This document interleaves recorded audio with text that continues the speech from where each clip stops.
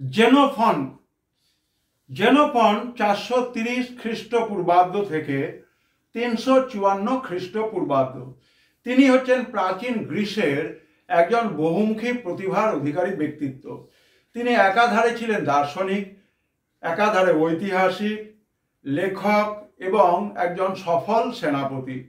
সক্রেটিসের শিষ্য জেনোফন প্রাচীন গ্রিসের সামরিক এবং রাজনৈতিক জীবনের একজন গুরুত্বপূর্ণ পর্যবেক্ষক ছিলেন।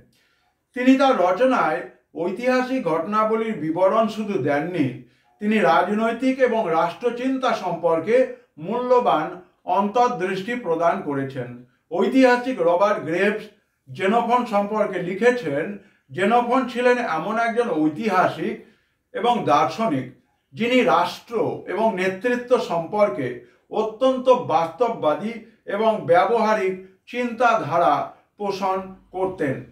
একাদশ শ্রেণী ছাত্রছাত্রীদের জন্য অত্যন্ত সংক্ষেপে জেনোফন বিষয়ে আলোচনা রাখা হলো।